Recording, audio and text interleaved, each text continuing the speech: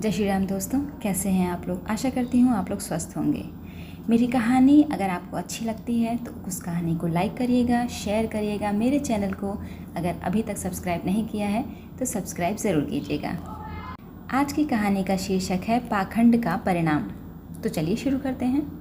एक सियार था। एक दिन उसे जंगल में कुछ खाने को नहीं मिला। बहुत तेज़ भूख लगी थी उसमें। अंत में उसने सोचा कि मैं बस्ती की तरफ जाकर देखूं, शायद मुझे कुछ खाने को मिल जाए। वह खाने की तलाश में बस्ती की ओर चला गया। रात बहुत अंधेरी थी, लोग सब सो गए थे। जाड़े का दिन था, घरों के दरवाजे बंद थे। सियार गली गली भटकता फिरा, लेकिन उसे कुछ नहीं मिला। अंत में उसे एक घर मिला जो कि एक धोबी का घर था। वहाँ कुछ गधे बंधे हुए थे। एक नांद में कपड़े भीग रहे थे और एक में कुछ और था। सियार को गंध सी आई। उसने सोचा शायद कुछ पेट में डालने को मिल जाए। नांद ऊंची थी, वह देख नहीं पाया। उसने उसमें छलांग मार दी और उस नांद में गिर पड़ा। जाड़े का दिन था, रात का समय था। ठंडे पानी में गिरने से उसकी बड़ी दुर्दशा हो गई। कूदा और थर थर कांपता सीधा जंगल की ओर भागा। जब सुबह हुई तो नाले के पानी से पेट भरने लगा। पानी में खुद को नीला रंग देखकर वह बड़ा ही प्रसन्न हुआ और अपनी छाया उसे बड़ी ही विचित्र लगी। रात को वह नील की नांद में शायद गिर पड़ा था। सूरत भी बदल गई थी। वह बड़ा खुश हुआ। उसने जंगल में जानवरों की एक सभा बुलाई। उसने घोषित किया कि मैं नीलाकर हूँ। मुझे ब्रह्मा ने जंगल का राजा बनाकर भेजा है। जो मेरी आज्ञा नहीं मानेगा उसे बहुत भयंकर दंड मिलेगा। जानवरों ने ऐसे अद्भुत रंग का पशु कभी नहीं देखा था। उन्होंने सियार की बात मान ली।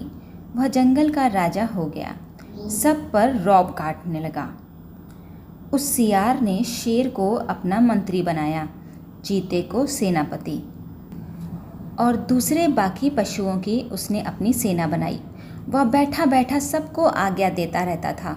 शेर उसके लिए शिकार मार कर लाता था। रीछ उसे बेर और दूसरे वन के फल लाकर देते थे। वह खुद कोई काम नहीं करता था। सारे के सारे पशु उसे नीलाकर महाराज कहकर पुकारते और प्रणाम करते थे। उस ढोंगी सियार को अपनी जाति वालों से चिढ़ थी। उन सियारों को वह अपने पास भी आने नहीं देता था।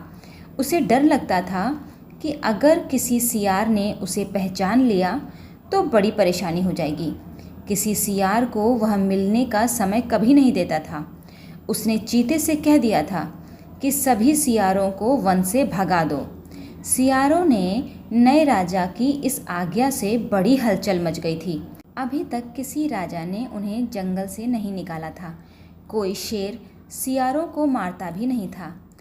इस नए राजा ने तो उन्हें एकदम जंगल से बाहर ही खदेड़ देने को कह दिया।